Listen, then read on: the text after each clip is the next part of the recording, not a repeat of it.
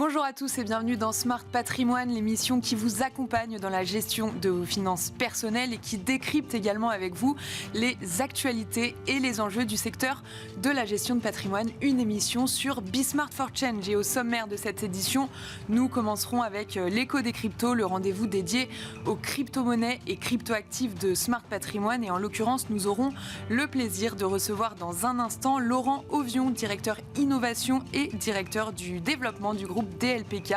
L'occasion pour nous de faire un point global de rentrée sur le marché des cryptoactifs, mais plus largement un bilan du premier semestre, mais d'un point de vue de gestion de patrimoine. Et dans la gestion de patrimoine, il y a un autre sujet qu'on ne peut éviter. Je parle des taux. La semaine dernière, jeudi, la Banque Centrale Européenne a baissé son principal taux directeur de 25 points de base pour la deuxième fois, passant ainsi de 3,75 à 3,50%. Mais comment concrètement cette baisse impacte-t-elle le marché du crédit immobilier ? On tentera de répondre à cette question avec Ludovic Usieux, cofondateur d'Artemis Courtage, et avec Pierre Sabatier, économiste prospectiviste et président de PrimeView. Dans la dernière partie de Smart Patrimoine, l'œil de l'expert Bastien Baron, conseil en gestion de patrimoine et fondateur de Justa et Gestion Privée, nous parlera des impacts des baisses de taux des banques centrales sur le rendement de certains actifs et donc que faire pour s'en prémunir dès maintenant. Bienvenue à tous qui nous rejoignez. Smart Patrimoine, c'est parti.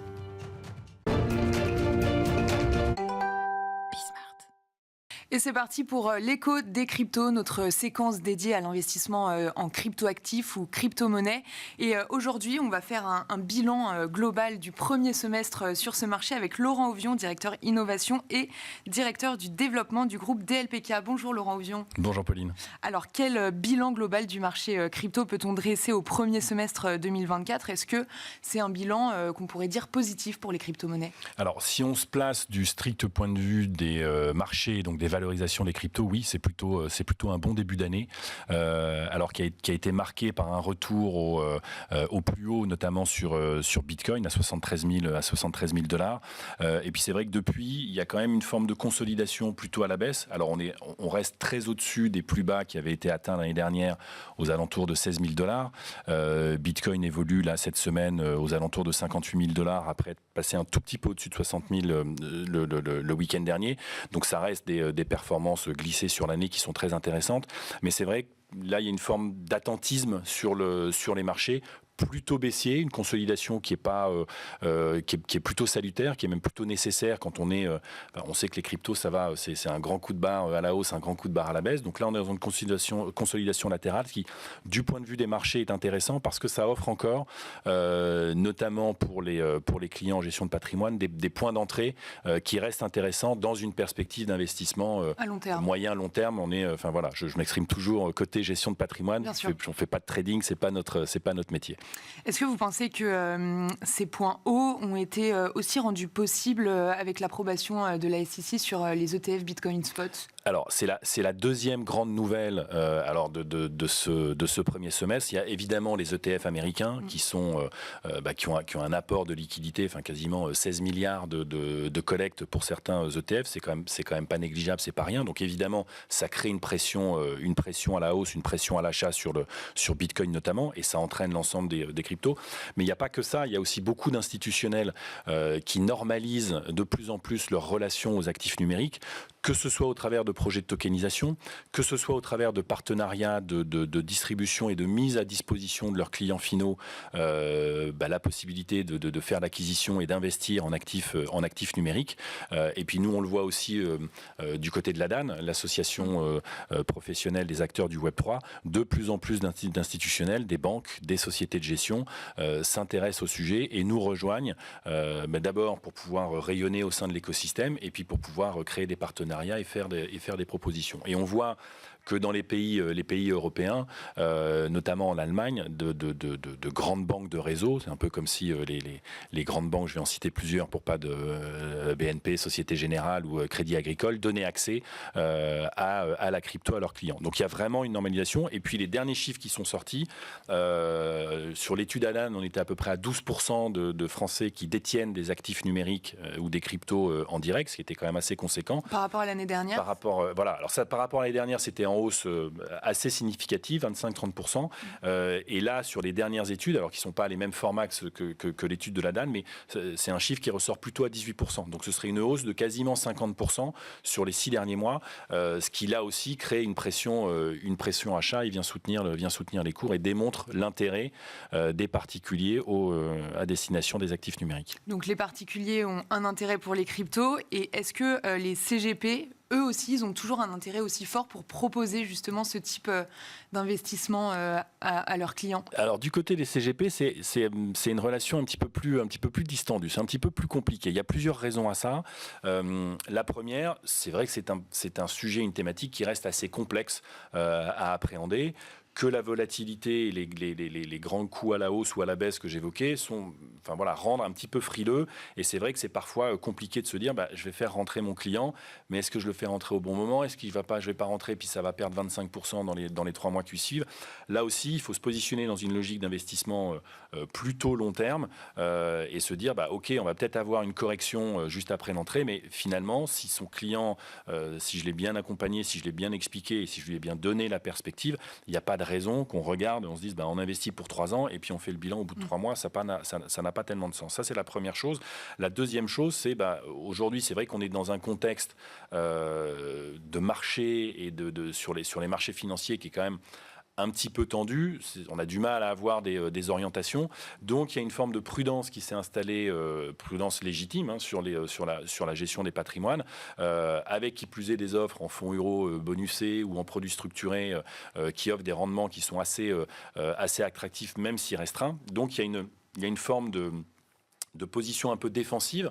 C'est pas de la facilité du tout, mais une forme de conservatisme sur le patrimoine qui est plutôt nécessaire. C'est aussi le rôle des conseillers en gestion de patrimoine. Mais j'ai quand même envie de leur dire, toutes les études démontrent que dans ces allocations qui sont plutôt conservatrices et plutôt défensives, si on introduit, et toutes les études l'ont démontré, un peu de crypto-actifs, on a quand même, alors encore une fois à moyen long terme, une surperformance qui est délivrée par les actifs numériques. C'est pas inintéressant quand on est, même si les fonds bonusés sont intéressants, aujourd'hui on est plutôt des taux qui sont entre 3 et 5%, si les actifs numériques, en mettant quelques pourcents du patrimoine, viennent chercher quelques points, quelques centimes, voire 1 point de performance, c'est quand même très très très intéressant pour le patrimoine global des clients. Je vous propose qu'on parle de Surfin Bitcoin. Donc c'était fin août à Biarritz, c'était la 5e édition organisée par Stackinsat. Vous avez constaté une plus faible présence de CGP à Surfin Bitcoin que les autres années, Laurent Ovion? Alors c'est une faible présence, c'est pas plus, pas moins que les années précédentes. Il y a très peu de CGP qui viennent s'intéresser et s'acculturer au sujet. C'est dommage parce que c'est vraiment, alors Surfin Bitcoin, c'est la conférence de rentrée, le gros événement. Il y a eu d'autres conférences tout au long des 6 premiers mois de l'année, et c'est vrai que les conseillers en gestion de patrimoine brillent par leur absence, et pour autant, c'est là qu'on peut nouer des contacts, qu'on peut s'acculturer, qu'on peut comprendre le sujet, se forger une opinion et pour pouvoir ensuite accompagner les clients. Clients qui, je le rappelle... ça alors? Pourquoi ils sont peu présents, les CGP? Parce qu'il y a continue d'y avoir une forme de non-compréhension et un peu de crainte par rapport au sujet. Et ça devient vraiment de plus en plus dommage parce que la pression des clients finaux sera de plus en plus importante sur les mois et les années qui viennent. Qui plus est, si les marchés continuent de bien se comporter et repartent à la hausse, ce serait dommage de rater le train. Là, c'est encore possible de rentrer de manière intéressante sur les cours et sur les actifs numériques. Et il y a cette vraie appréhension du sujet, alors qu'aujourd'hui, que ce soit du côté des prestataires en services en actifs numériques, que ce soit du côté des CGP qui s'intéressent déjà au sujet, il y a des partenariats à nouer. Du côté de Norcia et moi-même, je suis à l'entière disposition des CGP s'ils veulent s'acculturer, s'ils veulent se former, s'ils veulent comprendre. Et encore une fois, il y a plein de façons d'investir et d'exposer ses clients aux actifs numériques. Il n'y a pas que Bitcoin. Nous avons des solutions dans un contrat d'assurance vie, dans un PER, dans un compte titre, évidemment en direct avec avec les acteurs PSAN, mais il y a plein d'opportunités et de possibilités d'accompagner ses clients sur ces sujets-là. Très rapidement, avant de conclure cette interview, j'aimerais qu'on parle de la mise en place de la réglementation MiCA. Très rapidement, qu'est-ce que ça va changer, cette mise en place pour les CGP, Laurent Houvion ? Alors, pour les CGP, ce qui va changer, c'est qu'aujourd'hui, un CGP, quel que soit son statut, est autorisé, habilité, il n'y a pas de contrainte pour faire du conseil sur les actifs numériques. Alors, je viens d'expliquer qu'ils ne le faisaient pas beaucoup, mais pour autant, ils ont le droit. Dans 2 ans, ce sera beaucoup plus compliqué, parce que la réglementation MiCA impose d'obtenir un agrément pour faire, au-delà de la détention d'actifs, du trading, qui était un peu les grands principes de l'enregistrement et de l'agrément de l'AMF aujourd'hui, MiCA a développé un petit peu les services, notamment la RTO, notamment le conseil, etc. etc. Donc on verra quelle est la position de l'AMF, notamment par rapport au statut CIF, mais c'est vrai que dans un horizon à 2 ans, peut-être que les CGP auront moins de facilité, en tout cas ce seront des modèles un petit peu différents pour faire du conseil. Donc raison de plus pour démarrer maintenant, pour constituer sa base client, son stock, celle-là on ne pourra pas y toucher évidemment, puisqu'elle aura été constituée, et puis ça laisse 2 ans, notamment aux chambres syndicales, de travailler avec les autorités de tutelle et de contrôle pour envisager un équivalent du statut CIF sur la partie actif numérique pour nos amis CGP. Merci beaucoup Laurent Houvion. Vous êtes directeur innovation et directeur du développement du groupe DLPK. Merci beaucoup. Et quant à nous, on se retrouve tout de suite dans Enjeu Patrimoine. Et c'est parti pour Enjeu Patrimoine. Donc, comme je le disais en introduction, la semaine dernière, la BCE, jeudi, a baissé son taux de la facilité de dépôt pour la seconde fois, passant ainsi de 3,75 à 3,50%. On va essayer de voir ensemble quel impact cette baisse de taux a sur le crédit immobilier avec Ludovic Usieux, cofondateur d'Artemis Courtage. Bonjour Ludovic. Bonjour Pauline. Et avec Pierre Sabatier qui nous accompagne en duplex, économiste prospectiviste et président de PrimeView et président de l'OREB. Bonjour Pierre. Bonjour Pauline. Alors Ludovic, pour commencer, est-ce que cette décision de baisse des taux de la BCE est accueillie favorablement pour le marché du crédit ?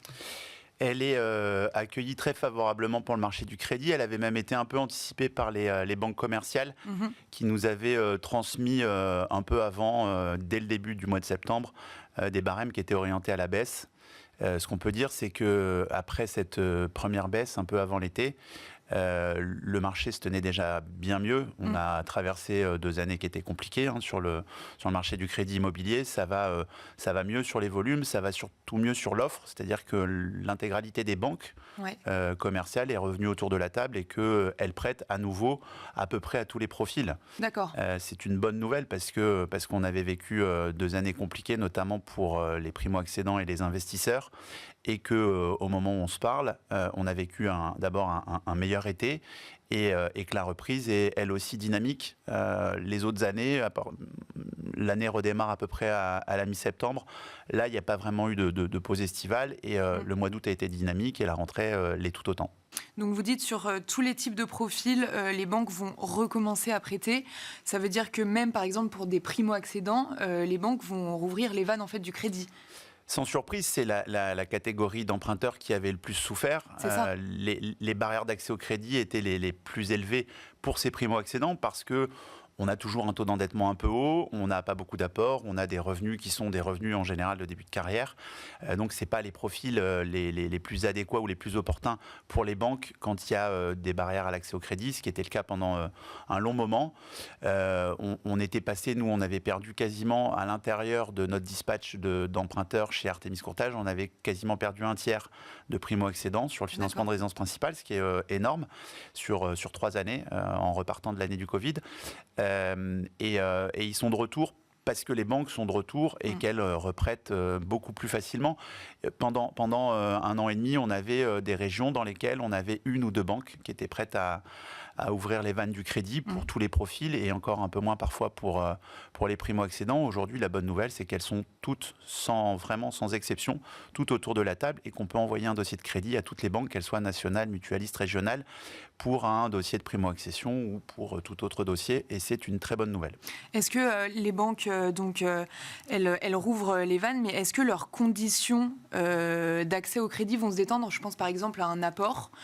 Quand on est primo-accédant, est-ce que le pourcentage d'apport pour acheter son bien immobilier va être un peu plus faible que ce qu'elle demandait pendant les taux hauts ? Alors, il y a des réflexes ou des pratiques qui sont nées avec cette période, et pour le coup, on n'est pas encore revenu dessus. C'est-à-dire que l'apport demandé est toujours, entre guillemets, conséquent. Il faut au minimum constituer 10% d'apport sur le total de l'opération. Et les banques prêtent à concurrence au plus haut, sauf exception, de la valeur du bien que vous visez, c'est-à-dire le montant d'achat de votre maison ou de votre appartement. Si c'est 200 000 euros, elles vont pouvoir prêter jusqu'à 200 000 euros. Il faudra quand même avoir l'intégralité des frais en apport, ce qui n'est pas toujours une mince affaire, notamment pour cette catégorie de primo-accédants. Et est-ce que, par exemple, sur les durées de crédit, la baisse des taux de la BCE va changer quelque chose pour les acquéreurs ? C'est un tout petit peu tôt pour en tirer des conclusions, en tout cas des grandes conclusions. Ce qui est réel, c'est qu'aujourd'hui, on a en moyenne Observatoire Crédit Logement un peu au-delà de 20 ans, dans le groupe Artémis Courtage un peu au-delà de 22 ans, en durée moyenne d'emprunt de crédit. Donc on est vraiment sur le plus haut historique. C'est des durées qu'on n'a jamais observées. Peut-être effectivement qu'avec un petit peu plus de respiration sur les taux de crédit qui continuent à baisser, et les prix du mètre carré qui stagnent ou qui baissent selon les régions, peut-être qu'on va observer effectivement une baisse des durées de crédit. Pour le moment, ce n'est pas le cas. Et je pense qu'il faudra quelques mois, voire quelques trimestres avant de pouvoir l'observer et d'en tirer des analyses profondes. Pierre Sabatier, je vous propose de revenir un petit peu sur le contexte plus globalement économique.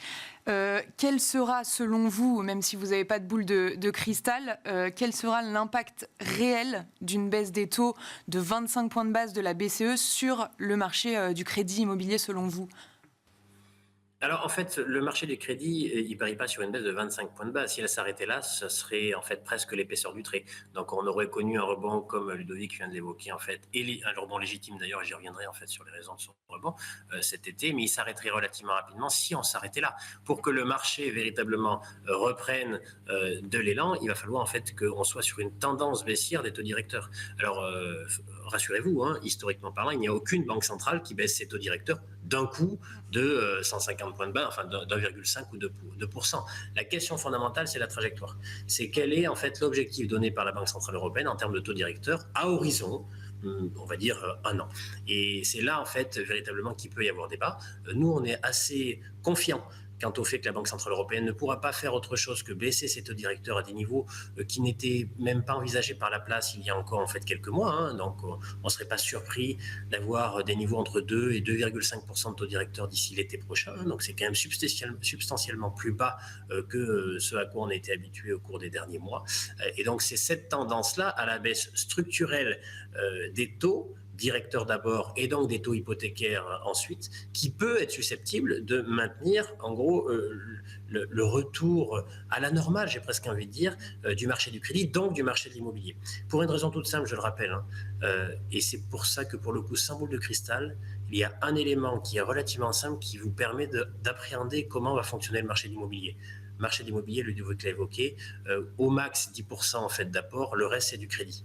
Donc vous comprenez bien que chaque pourcent de plus en termes de taux de crédit qui va être imputé à l'emprunteur, eh bien va ponctionner sa capacité d'emprunt.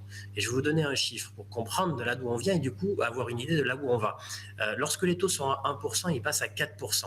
Et 3% d'augmentation en fait des taux d'intérêt, des taux hypothécaires, si vous prenez par exemple, vous avez une mensualité de 1 000 € par mois pendant 20 ans, eh bien le simple fait de passer de 1% à 4%, lorsque vous allez poser la question à la banque de quoi je peux bénéficier en termes de capacité d'emprunt, en termes de volume d'argent pour acheter mon bien immobilier, eh bien il vous répond entre 25 et 30% en deçà de ce qui était en fait le cas lorsque les taux étaient à 1%. Donc vous comprenez bien que la claque reçue à la fois par le marché du crédit et le marché de l'immobilier, elle est automatique. C'est un dommage collatéral associé à la politique monétaire qui était implémentée par la Banque Centrale Européenne pendant 2 ans. Donc qui a fait passer les taux grosso modo de zéro, les taux directeurs, à quasi 4%. et les taux hypothécaires de 1, on va dire, jusqu'à 4, 4,5.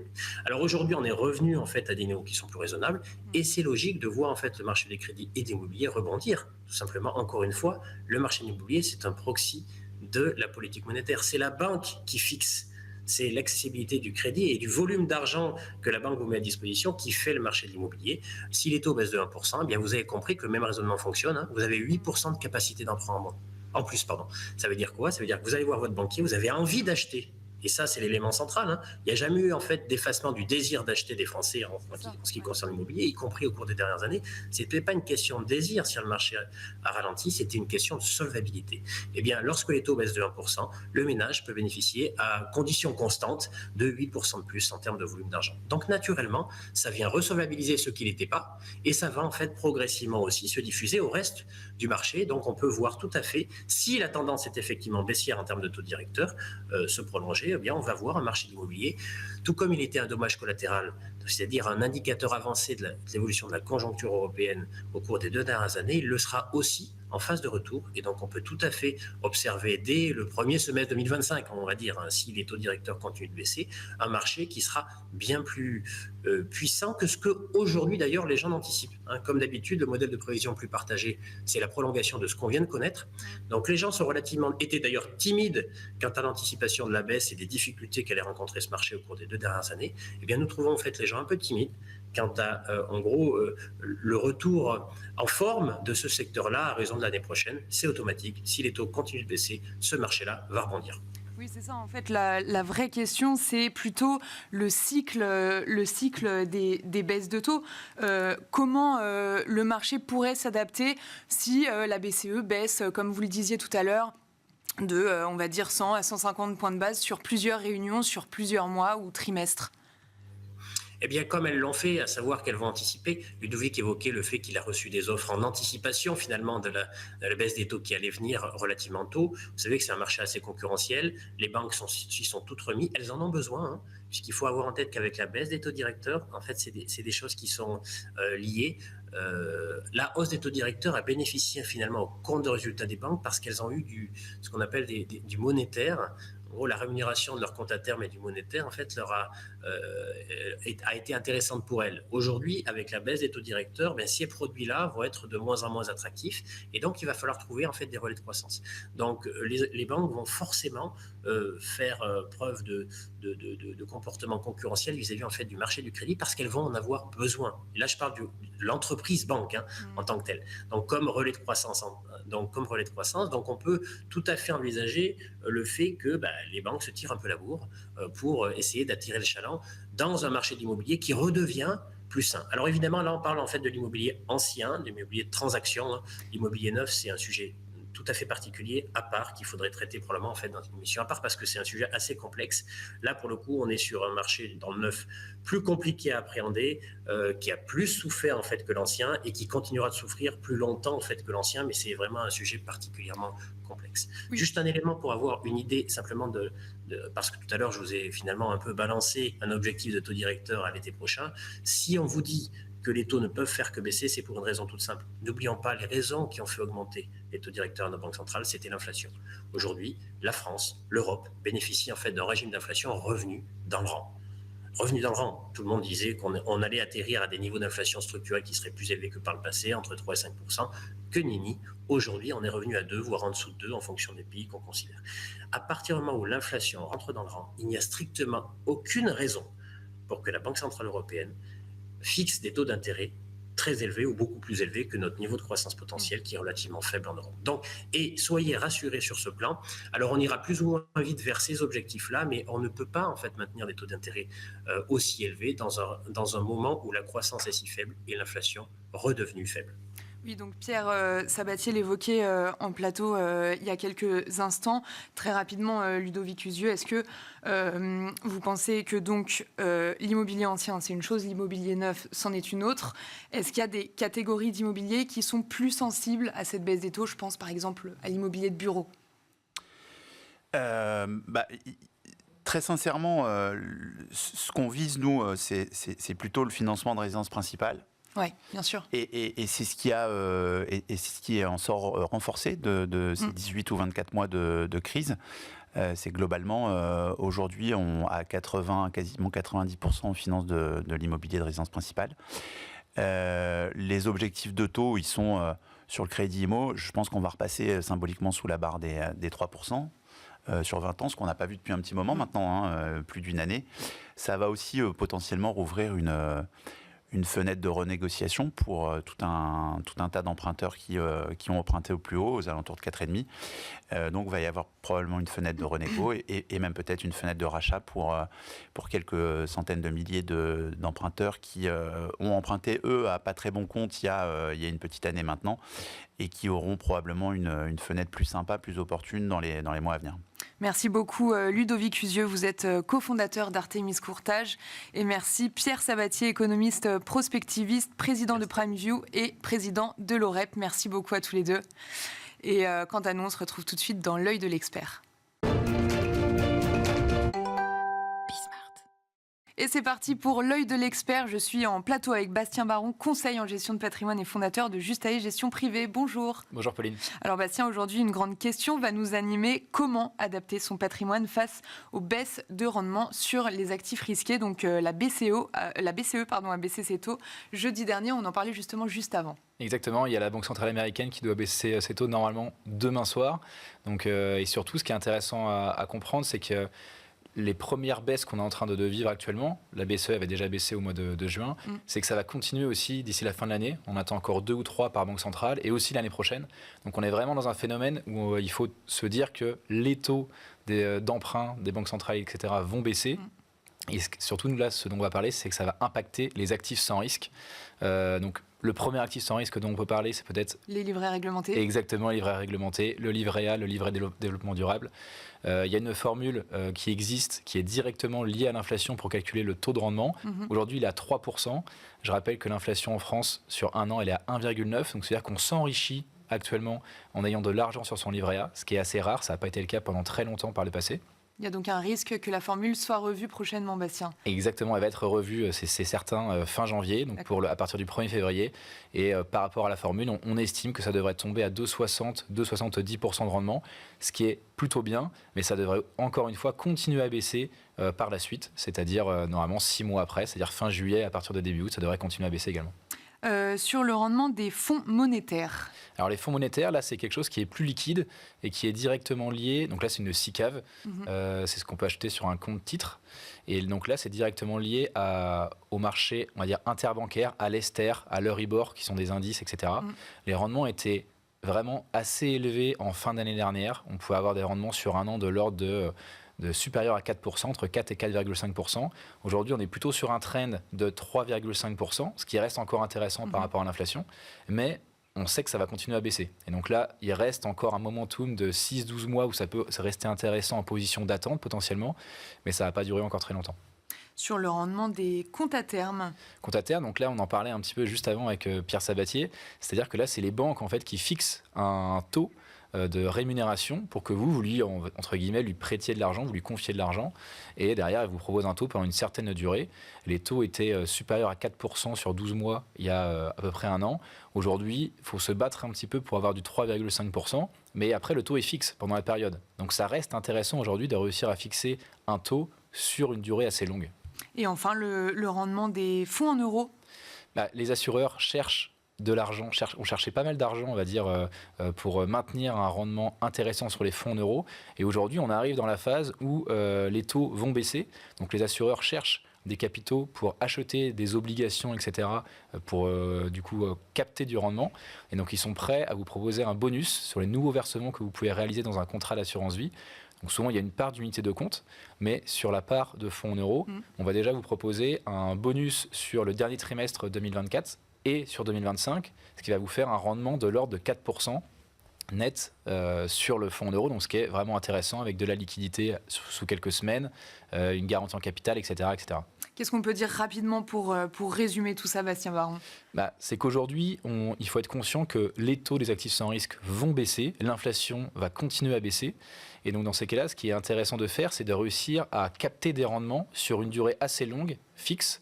Et donc là, on a parlé des actifs sans risque. On sait qu'il y a aussi, d'une part, les actifs, donc là on a parlé des actifs sans risque, mais les actifs risqués vont aussi redevenir intéressants actuellement et dans le futur, parce qu'avec une baisse de taux, le marché action pourrait bien se comporter.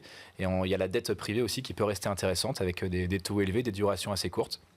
Donc vraiment, c'est le bon moment pour se pencher sur son patrimoine et se dire qu'il faut absolument faire quelque chose et anticiper plutôt que se retrouver lorsque les rendements des actifs sans risque ne vaudront plus rien et ne pas s'être positionnés aujourd'hui. Merci beaucoup Bastien Baron, vous êtes conseiller en gestion de patrimoine et fondateur de Justae Gestion Privée. Merci à vous de nous avoir suivis sur Be Smart for Change et on se retrouve très vite.